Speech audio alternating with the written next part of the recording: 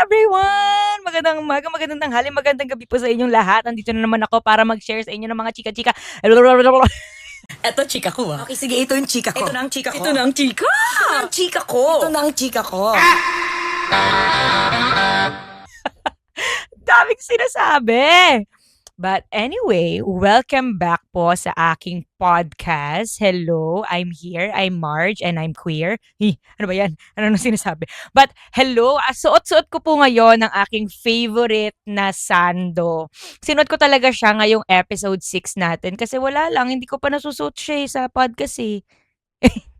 But anyway, gusto ko lang pong sabihin sa inyong lahat na maraming salamat po sa pagsuporta ng aking podcast. Yes, paulit-ulit po kong magpapasalamat sa inyo kasi kung wala kayo, wala ako. Yes. Ay naku, alam mo sobrang cliche nung phrase na yun, pero totoo pala talaga siya kapag nasa point ka na ng ganito. I mean, hindi pa naman ako sobrang sikat, pero 'di ba, parang thank you talaga sa inyo. Ay hindi parang, hindi. Thank you talaga sa inyong lahat. Ang good news natin pala ay nagpakabit na po ako ng aircon. So, hindi na po ako naiinitan ngayon. Wala pong electric fan na nakatutok sa akin ngayon. At kitang-kita niyo naman na sobrang fresh. Bukod sa naligo ako ngayon, sobrang fresh ko din po talaga kasi nakapag-moisturizer na ako. Hindi ako makapag-moisturizer nung ang init-init kasi pati yung mukha ko pinagpapawisan, Diyos ko. But anyway, ngayon, hindi na mainit. Nakakaramdam na ako ng labig sa aking katawan. Di sobrang ganado ako ngayon magchika-chika. Ganado ako ngayon gumawa ng podcast. Ganado akong mag-live. Kaya naman wag na nating patagalin to. Simulan na po natin ang pagbabasa ng mga chikret ngayong episode 6 ng podcast natin. Let's go! Ito na ang first chikret natin. My family still doesn't know na I had a girlfriend way back grade 8.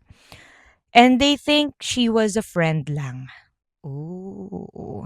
Alam naman nating lahat na nung high school tayo, palagi tayong ganyan, yung mga walawa malama na mga malama, yung mga ano diyan, mga best friend ko 'no, pero totoong buhay lang talaga magjowa. Siyempre takot umamin sa magulang baka mapano, 'di ba? Ba't nag-react? Secret nga dapat hindi magre-react. Hindi magsasabi kung ano-ano, Okay, proceed na tayo sa next na secret. Nahuli ko yung tito ko na nag-cheat sa tita ko. The next day, nalaman kong nag-cheat din pala yung tita ko.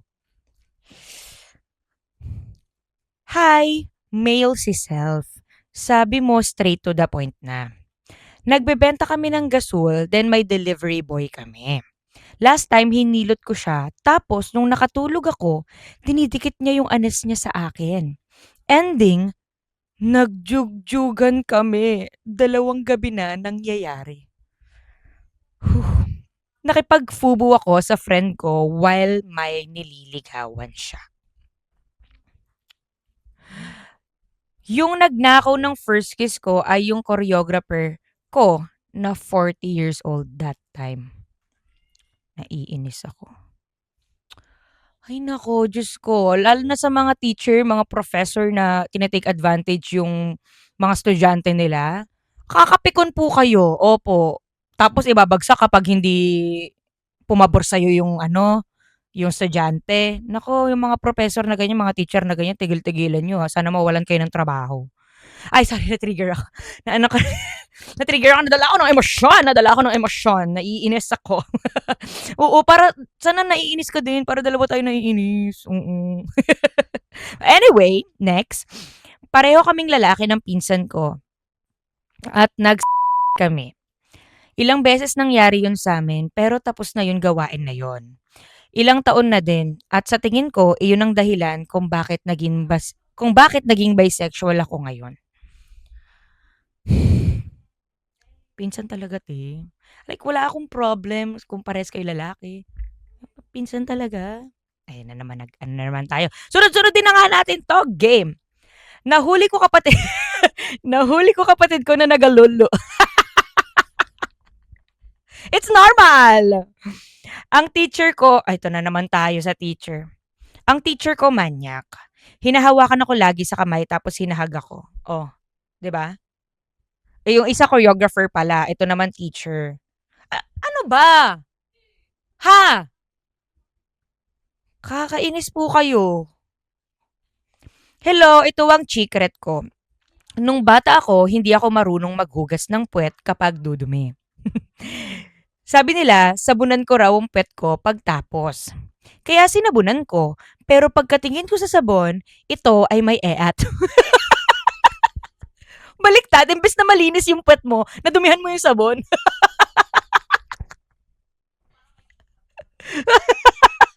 Ay, sorry po sa mga kumakain diyan, pasintabi po, pasensya na po.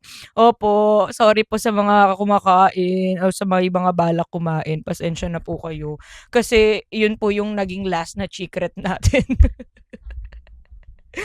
'Di nakakatawa yun, te, hindi ka marunong, so ginawa mo ano bang paano bang ginawa mo, ginanon mo yung sabon sa puwetan mo, kaya nasama yung eat mo? Kadiri naman. Kadiri naman yun, te. But anyway, thank you so much po sa lahat ng mga nag-send ng secret, sa lahat din po ng mga taong komportableng mag-share ng mga chika-chika nyo, ng mga secret nyo. Available po ang link na nasa bio ko, Facebook, Instagram, and TikTok. Doon lang po kayo mag-share ng inyong mga chika or secret. Okay, mag-proceed na po tayo sa ating chika-chika o sa ating main event for today's podcast. Ang ating first na chika po ngayon ay na-chika ko na po sa live ko. Pero gusto ko lang pong sabihin sa inyong lahat na gusto ko din siyang i-share dito kasi nakakapikon yung mga ganitong lalaki. Kaya naman wag na tayo magpatumpik-tumpik pa. Simulan na po natin ang ating chika for today's episode. Ito na po ang chika ko. So this chika is from Chururut. Ayan, tawagin po natin siyang Chururut. Meron daw siya naging boyfriend at 9 months daw ang itinagal nila. Sa 9 months daw na 'to, para talagang alam mo yung parang, "Te, ano nangyayari sa'yo? Bakit ka ganyan?" Gano'n ang eksena niya sa kanyang lalaki. "Bakit parang feeling mo ginagamit kita kahit hindi naman talaga kita ginagamit? I mean, Ano ba?" So ngayon, ito na nga, na-meet niya daw nakilala niya itong lalaki na 'to sa online app. So parang, dating app siya pero hindi niya sinabi kung anong dating app yon.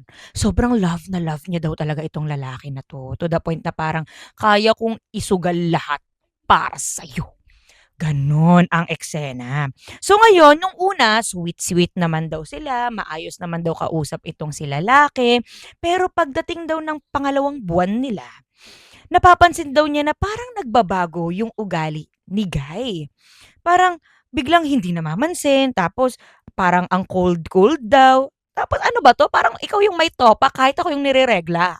Gano'n ang eksena ni Beth. Parang, ano ba 'yan? So bilang babae na sobrang mahal na mahal ang lalaki, kahit 3 hours, 4 hours away pa ang layo nung lalaki, pinupuntahan niya para lang suyuin si Guy. Gano'n niya 'to kamahal. Parang, "Be, okey, sige, gets, okey." Tapos ngayon, kapag pupuntahan niya ngayon sa bahay ni Guy, okey naman daw sila nung una, magkakaayos sila. Kapag uuwi daw siya, mangyayari na naman daw, bigla na naman daw magtatampo-tampo itong si lalaki. So ngayon ang gagawin niya, babalikan niya na naman daw. So babiyahe na naman daw siya ng ilang oras para daw dun sa lalaki na ito. So parang, "Ano ba, bakit ka ba ganyan?"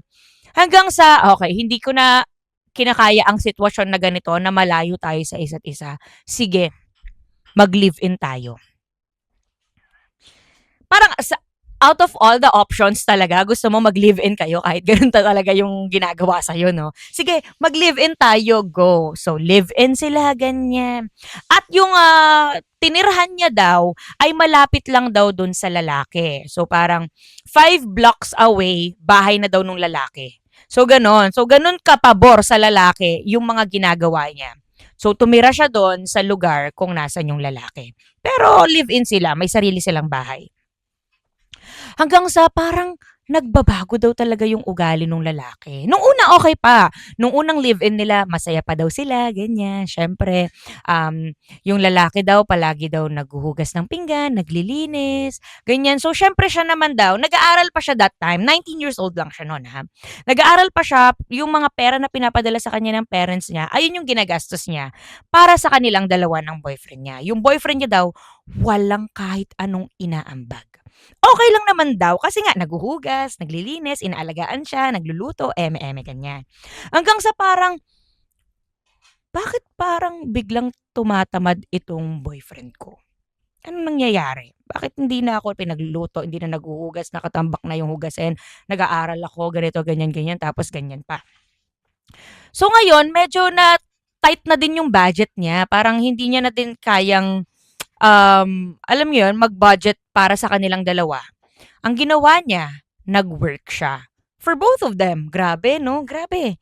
Grabe yun. Parang, sige, tight na yung budget natin, hindi na kaya. Sige, mag-work ako. Di mo talaga inisip na, uy, ikaw, magtrabaho ka naman.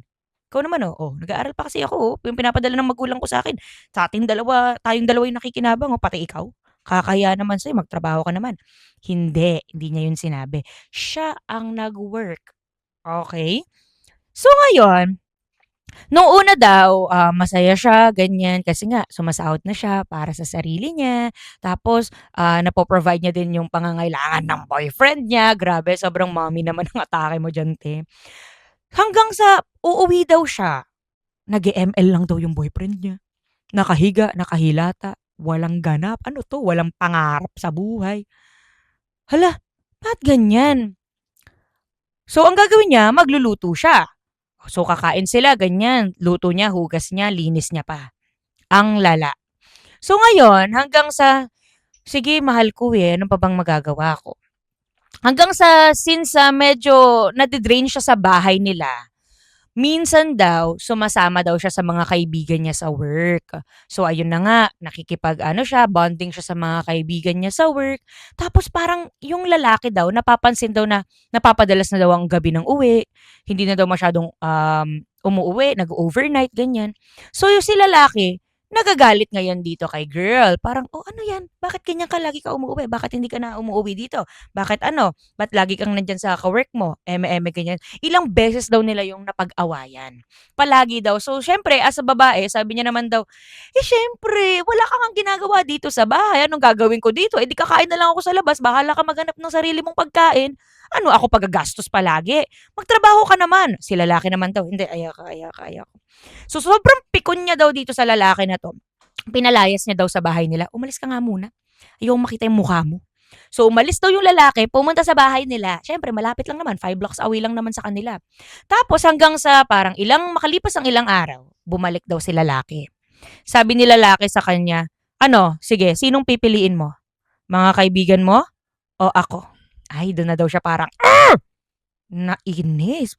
Sumabog na daw siya. Sobrang pikon na pikon daw siya sa lalaki na, yung kaibigan ko, bakit? Ganon. Sino ka ba? Tagal kong nagtiis sa'yo. 9 months akong nagtiis sa'yo. Tapos ganyan yung gagawin mo sa akin, papipiliin mo ako bigla. Tapos para siyang sinasakal na, umuwi ka dito, nasan ka? Eme-eme, ganyan-ganyan. Diyos ko, wala ka na ngang tinutulong sa bahay na to. Ganyan ka pa sa akin. Di ka pa masaya sa ginagawa ko, di ka pa masaya na may trabaho ako, eme-eme, ganyan. Sobrang inis na inis daw siya. Tapos, edi pinaalis niya nga ulit. Sabi niya, tapos nung paalis na daw yung lalaki, nagpaparinig pa daw yung lalaki. Sabi daw nung lalaki na, ginamit lang daw siya. Ay, kapal ng mukha. Sobrang kapal ng mukha mo, te. Ano ka ba? Ha? I mean, sobrang kapal ng mukha ni Kuya. Nangga-gaslight pa daw, nagmamanipula pa daw na ako nga yung ginamit mo, eme-eme, ganyan, eme-eme. Hala! So, ito yung sinabi niya, dun daw siya natahimik. Nung nagpaparinig na daw si kuya na, ay, ikaw nga yung gumamit sa akin, eme-eme. Napatahimik daw siya. Kasi habang iniisip niya daw kung paano siya ginamit, mas malinaw daw kung paano niya ako ginamit. Ginamit niya ang oras ko, yung pera ko, katawan ko, emosyon ko, pagmamahal ko. At nung hindi na niya makontrol, dun niya ako sinabihan na ako yung manggagamit. Ulul! Ulul! Bahala ka sa buhay mo, ayoko na sa'yo. Maghiwalay na tayo. Sabi niyang gano'n. Ayan. Sabi niya, hindi ko siya ginamit, nakawala lang ako. Buti naman nakawala ka na sa sitwasyon na ganyan kasi Diyos ko naman. So yan ang pinakakalaban din talaga ng mga taong nagmamahal, yung walang pangarap sa buhay. Gusto lang laging humilata, tumambay, mag-ML, maglaro ng kung ano-ano. Ang lala, Diyos ko po. But anyway, ayun po ang chika ni Ate Chururut. Sana makahanap ka ng loved one mo na talaga namang magmamahal sa'yo ng tapat at buong-buo. Yes. Okay, let's proceed na po sa ating next na chika. Ito talaga malala 'to, kasi habang binabasa ko siya, sobrang naka-relate ako nung senior high ako. Kasi may ganitong experience ako nung senior high. Pero hindi ganito kalala. Pero bakit ba? Ang dami naman disclaimer, ang dami ko naman sinasabi. Simulan na po natin.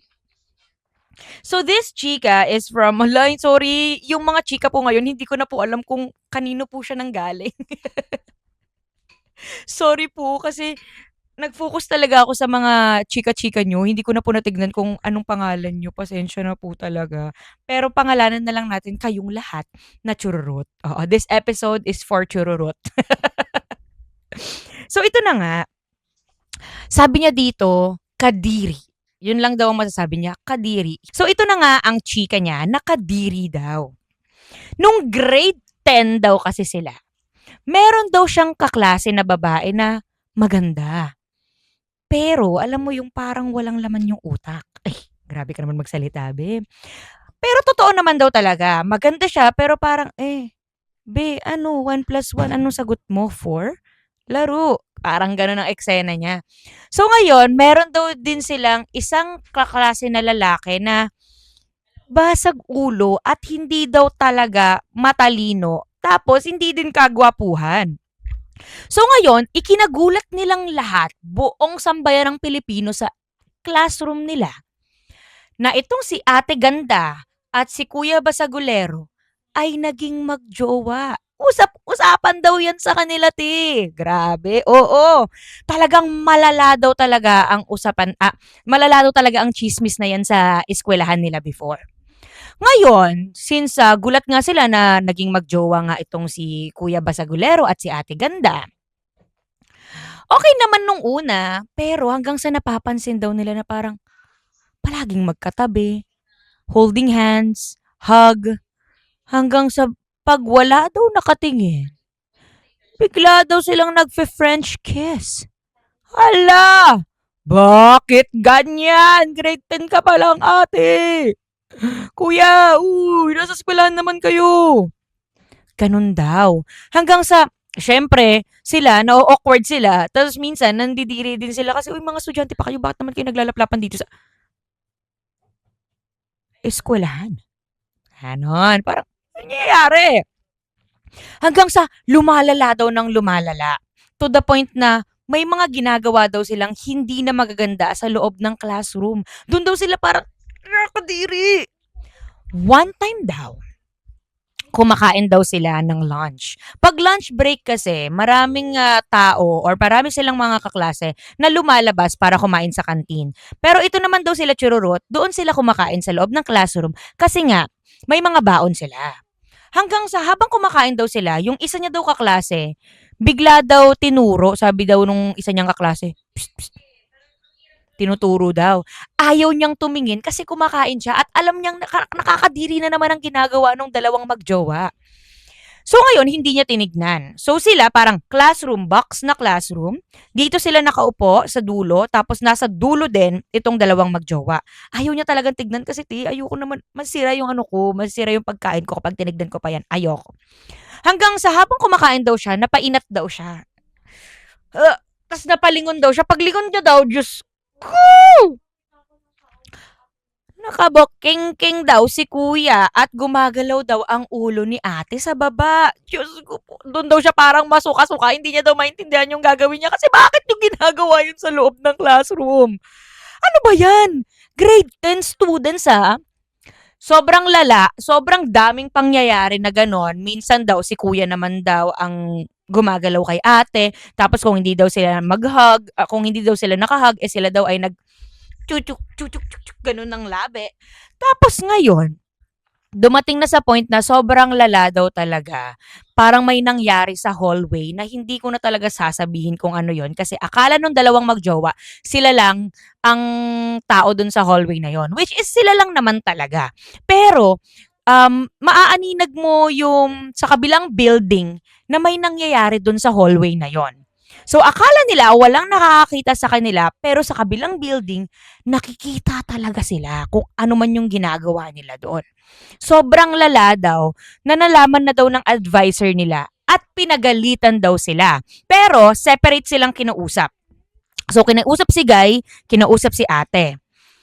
After daw nun, nung nakausap na daw sila at napagalitan, napagsabihan, hindi pa rin daw sila tumigil. Parang mas lumala pa daw yung mga ganun nilang eksena sa loob ng classroom kapag hindi nagkaklase. Ang malala pa daw dito, 'di ba, ang mga fingers ay madudumi. Si kuya daw, naghuhugas ng kamay ng mga fingers niya sa water dispenser nila. So, never na daw silang uminom dun sa water dispenser na yun kasi dun daw naghuhugas ng kamay si kuya. Ay, Diyos ko po, ito ba grade 10? Sakit nyo sa ulo. Napagod ako, te. Parang hinihingal ako. Hiningal ako doon kasi grabe naman yun. Hindi naman makapagpigil. I mean, ano bang environment? Ayoko silang i-judge pero at the same time, na-judge ko sila kasi hindi nila kayang limitahan yung ginagawa nila sa public place. At saka sa mga estudyante pa sila eh. Bakit ganun, di ba? Ano ba? Ano bang nangyayari sa loob ng bahay nyo? Paano ba kayo sa loob ng bahay nyo? Para ganyan kayo ka-wild paglabas nyo? Gano'n. So, parang, ang lalate. Tapos ayun, hanggang dun na lang talaga yung chika niya kasi ang malala pa daw dun, naka-graduate pa daw silang dalawa. Oo, na gano'n yung ginagawa nila. Parang, okey, sige. Gusto niyo 'yan, eh. Bahala kayo sa buhay niyo. Sumakit yung ulo ko, te. Alam mo na sobrang relate ako kasi, I mean, hindi naman sobra pala. Nung senior high school kasi ako, may ganyan akong kaklase. Mm. Like malala talaga. Pero alam mo yon kita mo naman na may nangyayari pero hindi mo pinapansin kasi wala, masasanay ka na lang na gano'n sila, eh. Pero bakit? Diyos ko po, ano ko po, ah. Okay, mag-proceed na tayo sa ating sa ating next na chika. Huminga na tayong lahat. Inhale, exhale. Inhale, exhale. Okay, thank you so much po. Let's proceed to our next chika. Ito, medyo good vibes muna tayo. Tama na muna ang inis natin sa mga bagets na mga hindi makontrol ang sarili. Nabasa ko na ito. Chika ko na sa inyo. Na-review ko na din. Kaya naman ito na ang chika ko. Isang araw daw, nagsi-cellphone itong si Chururut. Bata pa siya, babae. Tapos hanggang sa napagdesisyonan niyang, ay, gusto ko nang maligo. So ngayon, nung maliligo na siya, nakita niya na sarado ang pintuan ng CR. Na-feel niya na, si kuya naliligo. O sige, mamaya na lang ako maliligo pagkatapos ni kuya. Hanggang sa ito daw kasing si kuya niya, may pagkaahas daw. Kung saan-saan daw nagkakalat ng mga damit. As in parang yung pinaghubaran, yung mga pinag-anuhan, mga kung ano-anong mga damit, kung san-san daw pakalat-kalat. So natapos na maligo si kuya niya at siya na daw ang maliligo. Pagpasok niya sa loob ng sa classroom tuloy. Sorry, nag-halo-halo sa utak ko. Pagpasok niya daw sa loob ng banyo, nakita niya daw ang brief ni kuya. Pagtingin niya daw sa brief ni kuya, yak! Pasintabi po sa mga kumakain dyan, may igit.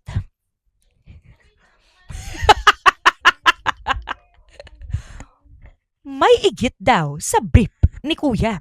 So ngayon, bilang mabuting kapatid, syempre hindi niya lalaban yon. Inilagay niya daw sa maruming damit nila, yung brief ni kuya. So ngayon, araw na kung saan maglalaban na si mama. Nung maglalaban na daw si mama, pagkatingin daw ng mga brief ni kuya, may mga igit. Galit na galit daw yung nanay niya. Hay, ka pumunta ka dito. Tawagin mo nga yung kuya mo. Ay, inis ako dyan sa kuya mo. Kunin mo yung kuya mo. Kuya, tawag ka ni mama. Ama, bakit po? Tingnan mo nga tong brief mo.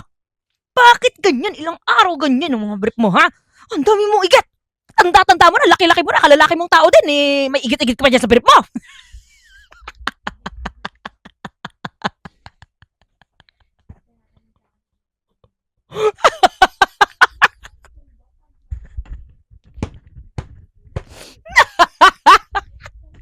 Alam niyo, sobrang natatawa ako sa chika na to kasi, ay, Diyos ko po. Kasi tanong ko talaga yan eh. Ang tagal ko na yung tanong. Bakit yung mga lalaki, sa brief nila, bakit ganun? Bakit may mga igit? I mean, bakit? Bakit? Bakit sa mga lalaki lang, ha? Hindi ko naman sinasabing tatay ko, hindi ko naman sinasabing kuya ko. Pero bakit po? Bakit po? Oo, malaking question ko yan kasi syempre, may mga lalaki akong nakasama sa bahay, may mga lalaki akong mga pinsan. I mean, ano ba yan? Lahat ba ng lalaki na experience yan? Yung bakit may igit kayo sa mga brief nyo? Normal ba yan? Bakit po? Paki-explain sa mga lalaki na nanonood sa akin. Kasi anong ano niyan? Anong meron sa inyo? Hmm.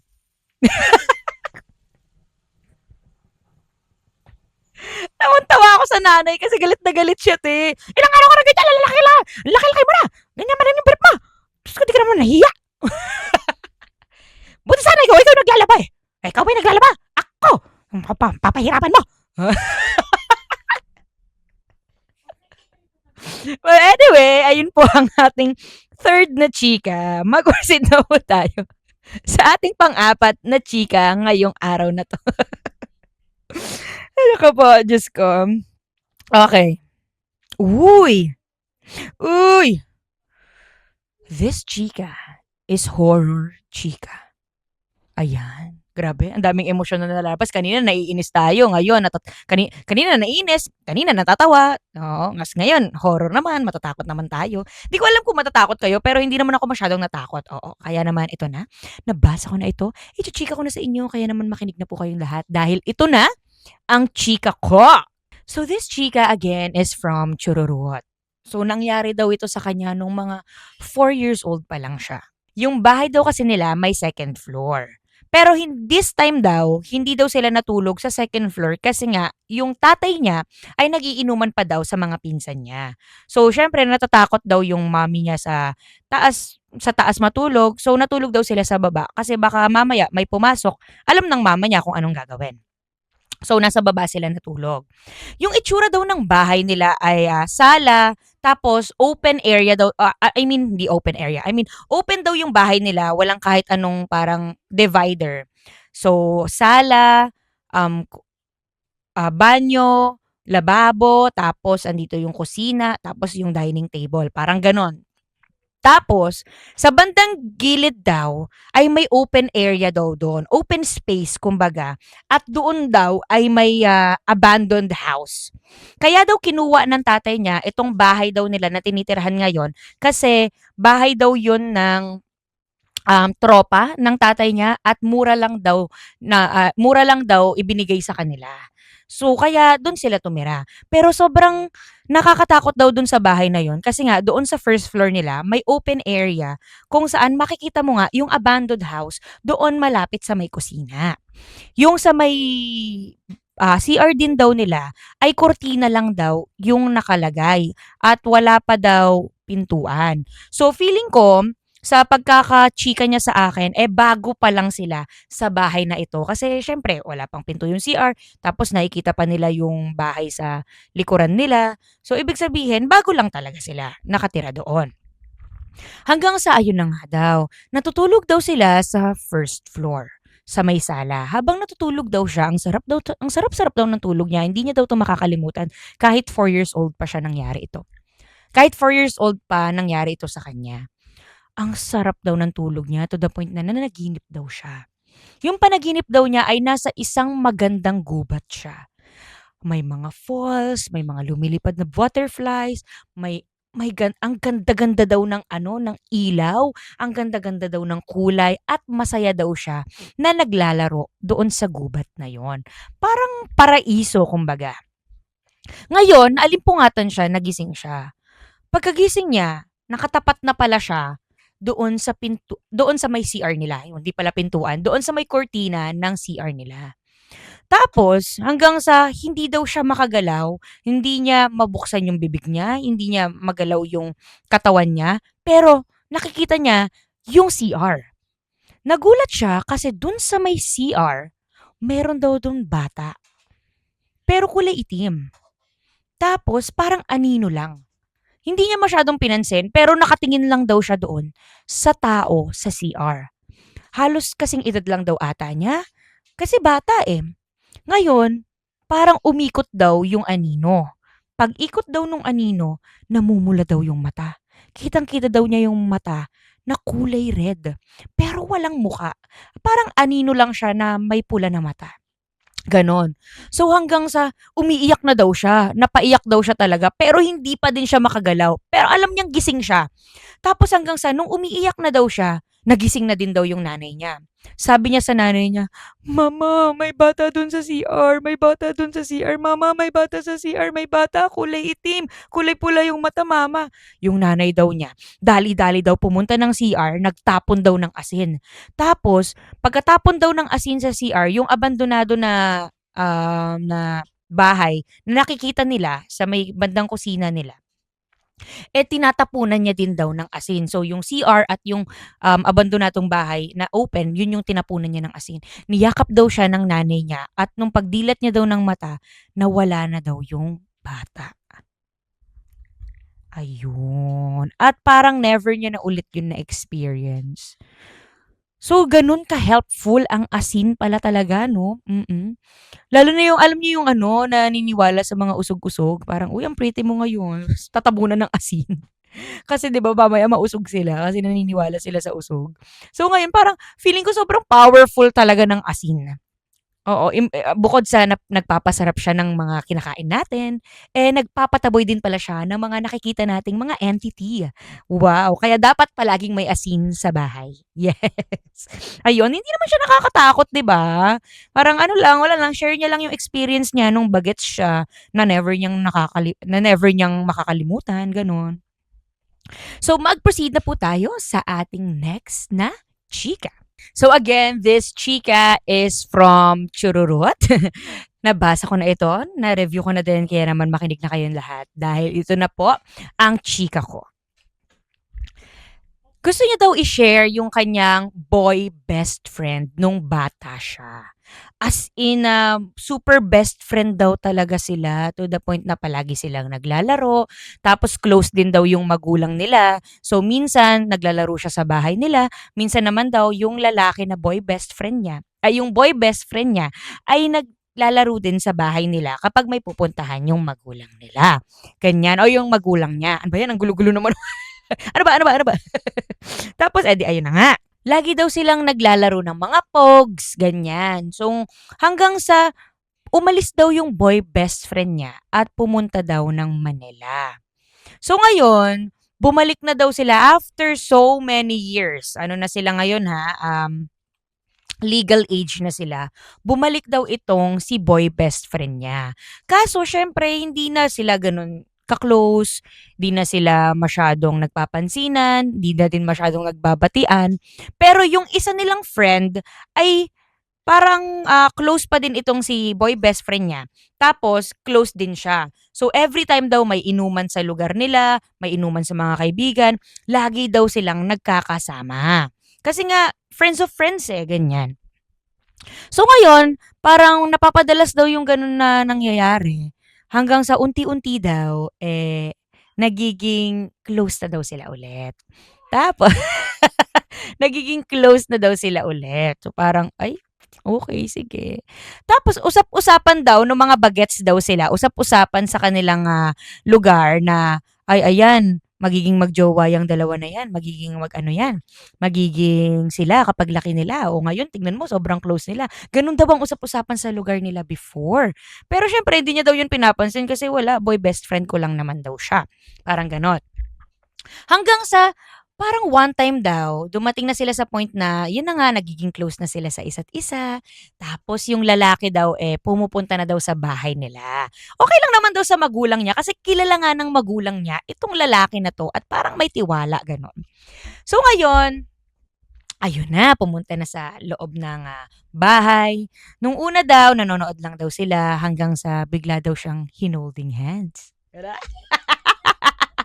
Nagulat daw siya kasi, hala, ano ba 'yan, best friend muna tayo, hindi po na tayo puwedeng mag-boyfriend kasi ayoko pa, eh. Pero hanggang sa parang naging, mainit daw ang naging mainit ang araw na yon. Sila daw ay nag-kiss. Pero hanggang kiss lang daw muna, oo, hanggang kiss lang daw kasi na-realize na, "Uy, wait lang, may boundaries dapat tayo, okay, hindi muna agad tayo magpapaget dito sa lalaki na 'to." Tapos hanggang sa okay na, gano'n.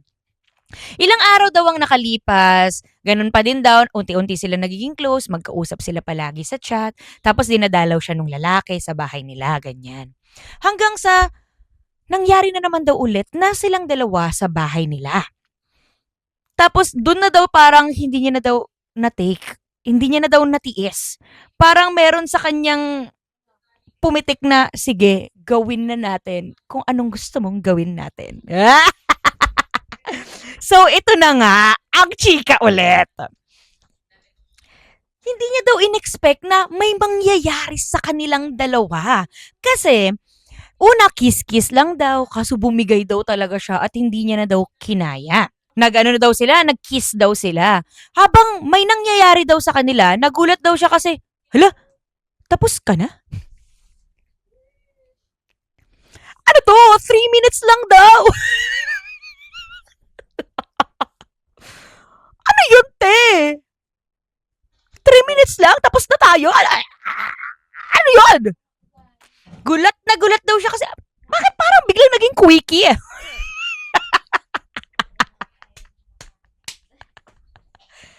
Gulat na gulat daw siya kasi, bakit ang bilis? Eme-eme ganyan. Ano to, 3 minutes lang? Ato, anong kabaliwan to? Ha? Bakit 3 minuto lang nangyari tong lahat? Turn off!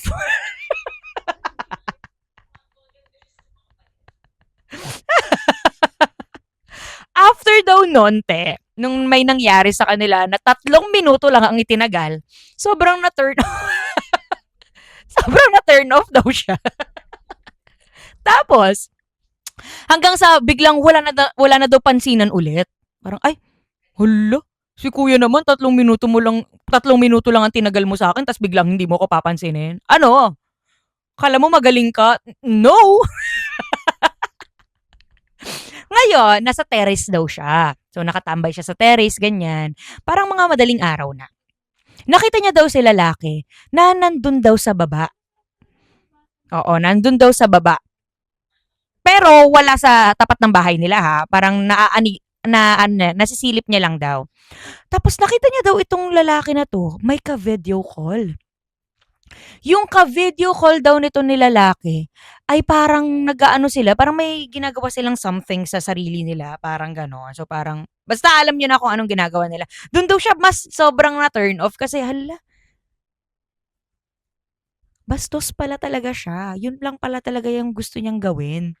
Gusto niya lang talagang maka-harvat ng babae, makagalaw ng babae tapos pa-after nun, punta na siya sa iba. Grabe, buti sana kung magaling ka, eh, sige mapapatawad kita, eh, pero hindi, eh. Parang, "Hala si kuya baliw, 3 minuto lang tinagal sa'kin tapos ngayon haharvat na naman ng bagong babae na ano, mas maikli sa 3 minuto?" Sobrang ano, te, sobrang turn off daw talaga siya dun. Tapos since sobrang close daw sila ng mama niya, hindi ng mama niya ha, hindi ng mama nung guy. Naikwento niya daw 'to sa nanay niya. Hindi yung experience niya, kundi yung nakita niya na nandun siya sa terrace na nakikipag something nga sa phone itong si lalaki. So ngayon ikinuwento niya daw yun sa nanay niya tapos sabi ng nanay niya, "Ay, wag ka na diyan. Ano 'yan? Ano ba yung lalaki na 'yan? Bakit ganyan? Bastos 'yan." Gano'n. Anyway, ayun na nga po, ang chika ni Ate Machururut. Mag-proceed na po tayo sa ating next na chika. Okay, so this next chika is about eat po. So nabasa ko na ito. Ichichika ko na po sa inyo kaya makinig na po kayong lahat dahil ito na ang chika ko. Game na po. Pasintabi po sa lahat ng mga kumakain dyan. May balak kumain. Hello, hello. Pasintabi po. Nangyari daw ito sa kanya nung siya ay junior high school. Matanda na siya. Junior high school na siya. First subject daw nila, nararamdaman daw niya na parang hindi na daw maganda ang iniikot ng tiyan niya. Second subject, doon na daw siya parang napapautot-utot. Third subject, doon na daw siya parang hindi niya daw talaga maitiis yung kanyang tiyan. Talagang namimilipit na daw sa sakit. Nung magpo-fourth subject na daw sila, hindi niya daw talaga kaya. Sabi niya, ano bang kinain ko? Baka daw yung inalmusal niya ay sira na. Kaya daw ganito daw yung sakit ng tiyan na nararamdaman niya. Yung fourth subject nila, after daw nun, recess time. So, hindi niya na daw talaga kaya magtiis pa at maghintay pa ng recess. Nagpaalam na daw siya sa teacher niya. Sabi niya sa teacher niya, "Ma'am, pwede po bang mag-CR? Hindi ko na po kaya." So ngayon, pagtayo niya, doon niya naramdaman na parang, sobrang sakit ng tiyan ko. Hindi ko talaga kaya. Aray, ang sakit, ang sakit, ang sakit. Tapos, pinipigilan niya daw talagang lumabas kung ano man yung lalabas sa tiyan niya. So ngayon, tinapik niya daw yung kaklase niya na babae. Sabi niya, "Tara, samahan mo ko. Bilis magsi-CR ako." So yung kaklase niya naman daw, sumama naman daw sa kanya. So, edi CR sila. Pagbukas niya daw ng unang cubicle ng CR nila, may eat. Pero hindi na daw pinansin. Umupo daw siya doon at doon daw niya itinuloy ang pagtae niya. Wala siyang pakialam.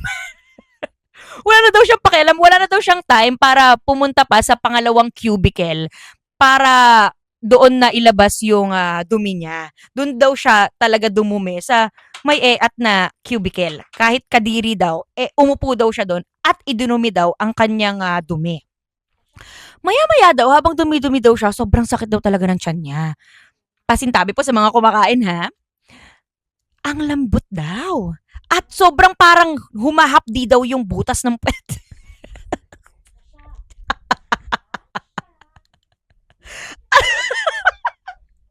At humahapdi daw yung butas ng puwet niya sa sobrang sakit daw talaga ng tiyan niya at alam niya daw talagang may nakain siya na hindi maganda. So ngayon, yun na, tae-tae na siya, ganyan-ganyan. Tapos, di naghugas na siya, okay na, nalabas niya na lahat. Sobrang baho daw talaga. Pati daw yung kaklase niya daw na naghihintay daw sa kanya sa labas ng cubicle, nakatakip daw ang ilong. Hanggang sa maya-maya daw, nung nakapaghugas na siya, ifa-flush niya na daw yung eat niya. Pagka-flush daw, bug, hindi daw lumulubog. Grabe. Ito ang pinaka-nightmare ng lahat ng tao. Ang hindi lumubog ang tae mo sa ibang CR. So, flash ulit. Bug, bug, bug, bug, bug, bug, bug, bug, bug, bug. Bug, bug, bug, bug, bug, bug, bug, bug. Tumataas daw yung tubig. Tapos doon daw siya natatakot kasi baka mamaya lumabas yung eat niya sa bowl. Kadiri. Diyos ko po. Hindi lang tae niya yung nandun. Sorry sa mga kumakain talaga. Sorry po. So ngayon, maya-maya daw, may dalawa daw babae na papasok sa CR. Tapos, dun daw siya parang natakot kasi, hulo, baka mamaya malaman nila na ako yung umiat. So, umalis daw agad siya sa cubicle. At nagpatugtog daw siya, kamit-kapit niya daw yung cellphone niya. Tapos nagpatugtog daw siya ng malakas sa cellphone niya at nag-ayos-ayos daw siya ng sarili niya sa harap ng salamin. Tapos, maya-maya daw, sabi niya daw sa sarili niya, "Be, maayos ba yung makeup ko?" Sabi naman daw ng kaklase niya. Parang nabasa na kung anong gagawin niya. Sabi daw ng kaklase niya, "Oh, maayos naman. Okay." Hala, ang baho. Ano ba yun? Ang baho. Tara na, umalis na tayo dito. Ang baho ng CR. Nag-acting-acting daw talaga siya. Nag-acting-acting daw talaga siya doon para daw hindi malaman nung dalawang pumasok sa CR na siya daw yung tumae. Makalipas daw ang ilang araw, bumalik daw siya doon sa CR kung saan nag-CR siya. Tapos, nakalagay daw doon sa cubicle number 1, kung saan siya tumae, ay bawal buksan, barado ang CR. Hindi daw nagfa-function yung ano, yung first cubicle dun, te. Ang lala. Sabi niya, ano ba to? Dahil ba to sa tae ko? Ganun ba kalala yung tae ko nung araw na yun? Kaya sabi ng janitor, wag buksan itong cubicle na to. Ganun siya, te. So, ayun lang naman ang chika ni Chururut about sa kanyang eat. Yes. Mag-proceed na po tayo sa ating next na chika. Nabasa ko na ito. Ichi-chika ko na sa inyo kaya naman makinig na kayong lahat dahil ito na ang chika ko. So itong si Girl Chururut, meron daw siyang best friend na babae. As in sisters daw talaga ang turingan nila sa isa't isa. At talaga namang you got me, I got you. Ganon ang eksena nila. Partners in crime, kumbaga. Sobrang close nila to the point na nag-overnight yung babae sa kanila, yung best friend niya, tapos siya din daw nag-overnight dun sa best friend niya. Ganon sila ka-close. Hanggang sa one time daw, may nanligaw daw dito sa babae na to. So, syempre, inano niya, sinabi niya kay best friend, kay Chururut, sabi niya, uy, may nanliligaw sa akin, pogi, matangkad, tapos singkit. Siya naman daw, "O go mo na yan be." Siyempre supportive siya eh. Go, go be, go be. So, edi ayun, nililigawan na daw siya. Hanggang sa, nung nililigawan daw siya, bigla daw nagrarant itong si best friend niya na parang, "Be, parang hindi siya okay. Parang may mga red flag siya. Ano, ituloy ko pa ba yung panliligaw niya sa akin or patigilin ko na?" Sabi naman daw ni best friend, "Parang ikaw ang bahala, desisyon mo yan. Ano ba sa tingin mo?" "Di ko alam be, patigilin ko na lang 'no." So, edi ayun, pinatigil niya daw itong lalaki na 'to. Hanggang sa ayun na nga, makalipas ang ilang araw na naman, ilang linggo, nanliligaw na naman daw itong lalaki sa kanya. So, ichinika niya na naman daw dito kay best friend, kay Chururut. So, "Be, nanliligaw na naman siya sa akin, ano ba 'yan?" Eh di, "Ikaw bahala ka 'te, basta ako kung anong desisyon mo, go lang ako." Hanggang sa okey naman daw yung panliligaw, tapos biglang may mga ginagawa na daw yung lalaki na hindi daw maganda sa kanyang kaibigan. So, pinagsabihan niya yung kaibigan niya, "Te, tigil mo na 'yan. Wag mo na siyang papasukin sa buhay mo. Tigil mo na yung, i-stop mo na yung panliligaw niya. Tama na." Pero be, kasi parang minamahal ko na siya. "Be, wag na nga, tigil mo na nga 'yan. Ano ba?" So ngayon, si ate naman daw, pinatigil niya naman daw. Nakinig siya kay best friend. So, edi tinigil na, ganyan-ganyan. Hanggang sa makalipas na naman daw ang ilang araw, nanliligaw na naman daw itong lalaki na 'to. Ano ba naman 'yan? Ito naman daw si best friend niya, si for the go naman daw. "O sige na, nililigawan niya ulit ako, eme-eme," ganyan. Hanggang sa paulit-ulit na cycle daw yung nangyayari. Paulit-ulit na lang. Parang, "Be, red flag na nga yung lalaki na 'yan, tapos gusto mo magpaligaw ka pa din, eme-eme," ganyan. So ngayon, itong si Chururut, nagulat daw siya kasi biglang naging distance? From the distance.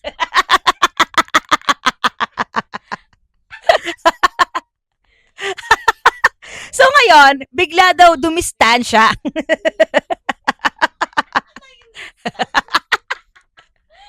Hala, tumatawa siya oh, lala oh. So ngayon, bigla daw dumistansya itong si best friend niya sa kanya. Parang, hala, di alam ko kung paano yung lalaki gumalaw. Tapos ikaw, ganyan ka? Okay, sige. Nalaman niya lang daw sa mga kaibigan nila na itong si best friend niya, eh, hindi. Ito naman. Na itong si best friend niya ay naging jowa na daw itong manliligaw. So, hindi daw sinabi sa kanya. Parang, hala, be, out of all, ako hindi mo sa pagsasabihan talaga. Hanggang sa, okay, sige, sabi niya sa sarili niya na, okay, kung ayaw mong i-share sa akin yan, wala namang problema sa akin, pero bakit kailangan mong i-distansya yung sarili mo? Bakit biglang hindi ka na namamansin? Eh, di ba magkaibigan tayo? Eh, di ba best friend tayo? So ngayon, Hanggang sa may mga nalalaman siya na ginagawa daw nung best friend niya at saka nung lalaki, ta's hindi daw sinasabi sa kanya. Nalalaman niya lang daw sa ibang kaibigan, gano'n. Ta's sabi daw ng mga iba nilang kaibigan na, "Ay, akala ko alam mo kasi best friend ka, 'di ba?" Do'n daw siya nasasaktan kasi, "Hala, bakit hindi sinasabi sa akin?" So ngayon, nagkaroon na siya ng parang boundaries sa sarili niya. Sabi niya, "Hindi ako maghahabol sa kaibigan ko na 'to na matatapos ang relasyon nating magkaibigan dahil sa isang lalaki." Ay hindi ako ganyan. So ngayon, ang gagawin ko, ididistansya ko ang sarili ko sa'yo. Ayoko na sa'yo. Gano'n ang eksena. Parang ang childish lang daw kasi ang childish lang daw ng eksena nito ni ate mo girl na may jowa. Kasi gano'n daw yung eksena niya sa buhay niya. Parang kaya mong itapon yung relationship ng yung sisterhood natin para sa lalaki na 'yan? Oo, sisterhood. Para sabi niya naman dito, pero for me, it's my way to respect myself and boundaries. Ayoko na din. Pero minsan, nafe-feel ko yung guilt. Oo, guilty ako kasi nasira yung closeness namin dahil ba sa akin to? Kasi hindi ko siya pinapayagan ng ligawan nung lalaki.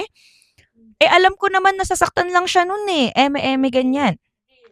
Tapos minsan daw parang nafi-feel daw niya na pinaparamdam daw talaga nung babae sa kanya na nung best friend niya sa kanya na back burner siya. So 'pag nag-aaway sila, siya yung lalapitan.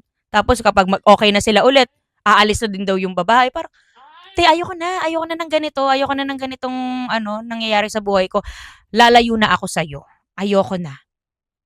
Gano'n ang eksena. So, up until now, hindi pa din daw maayos yung relationship nilang mag-best friend. Pero minsan gusto niyang maayos, pero at the same time, ayaw niya na din kasi ayaw niya talaga dun sa lalaki. Ayun, hindi niya lang daw in-expect na masisira yung friendship nila over a guy. Ako lang talaga ha, wag na wag niyong sisirain ang sisterhood. Kasi yari talaga kayo sa mga girls.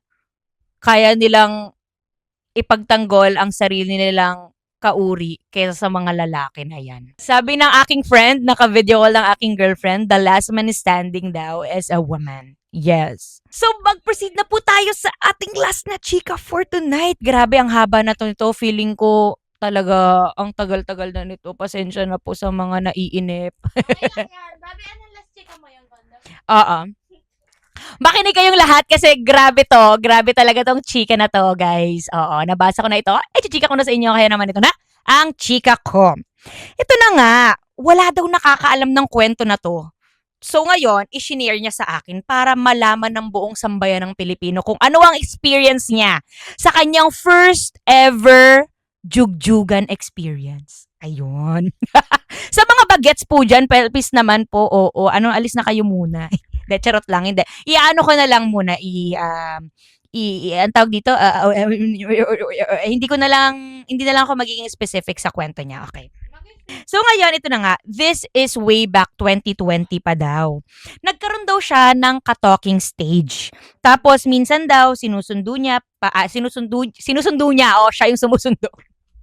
Siya ang sumusundo para tumambay daw, ganyan. Kasi may rest house daw itong lalaki na to. At saka may pagkaalam mo yun, parang mayaman itong si Guy.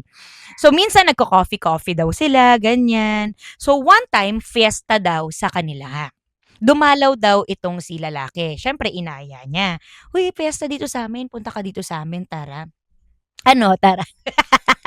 So, ngayon, meron daw kasing itong lalaki na 'to, may apartment daw silang pagmamay-ari. So, minsan dun daw sila tumatambay. So, minsan din naman sa bahay nila. Pero this time, since may fiesta nga sa kanila, hindi sila makatambay doon sa mismong bahay nila. So, pumunta sila dun sa apartment nung lalaki. I mean, dun sa pagmamay-ari daw nilang apartment. So, ngayon, ayan na nga, first time niya daw makipag-jugjugan. Hindi niya daw talaga alam kung anong i-expect niya kasi nga first time niya eh. Hindi niya din alam kung ano ba ang itsura ng anez ng lalaki. So hindi niya din alam parang hindi niya alam kung anong itsura ng malaki, mahaba, mataba, sa maliit. Ganon. So ngayon, nandun na daw sila sa kwarto. Sobrang dilim daw, as in wala daw silang makita. So, kapaan daw sila to the max, ganon. Hanggang sa maya-maya daw, tinanong niya daw itong si Guy. Kasi syempre gusto niya protected siya eh. May condom ka ba? Sabi naman daw nung lalaki, oo naman, meron. Sige, for protection lang, maglagay ka. Sabi naman nung lalaki, pwede bang ikaw na lang? Ha? Wow, wow, wow, wow! So, syempre siya, as first time nga niya, hindi niya alam kung paano. Tapos, ngayon, ilalagay niya na daw. So, tinanggal niya na sa pack, ilalagay niya na. Paglagay daw niya, ano ba dapat ang ma-feel ko? Dapat ba masikip yung condom or dapat maluwag? Kasi ang luwag.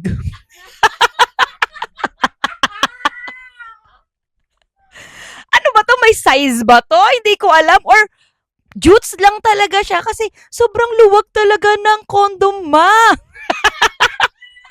Tapos, nung medyo nahawakan ko siya, na-turn off talaga ako. Buti na lang daw, ay bigla daw tumawag yung friend niya. So, nung tumawag daw yung friend niya, sabi niya, ganun, sige, pupunta ako. Kahit hindi naman daw talaga yun yung sasabihin niya. Parang, nag-share lang naman daw yung friend niya na, be, kumusta, Eme? Sige, alis na ako dito, pupunta na ako. Kasi na-turn off daw siya na, ay, jutay si kuya. Hindi kasya yung condom sa kanya maluwag. Ayoko na pala. Sabi daw talaga, super liit niya, ma'am. As in, cute size po talaga. Sorry po, pero na-turn off ako and ayoko na po. Kaya umalis na po ako dun sa sitwasyon na yon. Gano. Actually nga, yun nga, sabi ng girlfriend ko dito, kapag maluwag siya, matatanggal lang din siya. So, mawawala yung protection. So, hindi na protected yun, te. Dapat masikip. Siguro mali yung size. Hindi. O baka talaga, jutes talaga si kuya. Hindi ko alam. But anyway, ayun na nga po, ang ating last na chika. Sana nag-enjoy kayo kasi nag-enjoy ako. Kasi hindi ako pinagpawisan, guys. Hindi ako pinagpawisan. Ayun na nga po ang ating last na chicken. Thank you so much everyone sa lahat ng sumusubaybay ng aking podcast. Talagang maraming salamat po sa inyo. From the bottom of my heart, thank you. Thank you, Lord. Thank you, Lord. Yes. Thank you so much, everyone. See you again sa aking next na podcast. Please do follow me po sa aking accounts. TikTok, IG, and Facebook. Thank you so much, everyone. Hindi ko alam kung paano matatapos. Basta bigla na lang mawawala.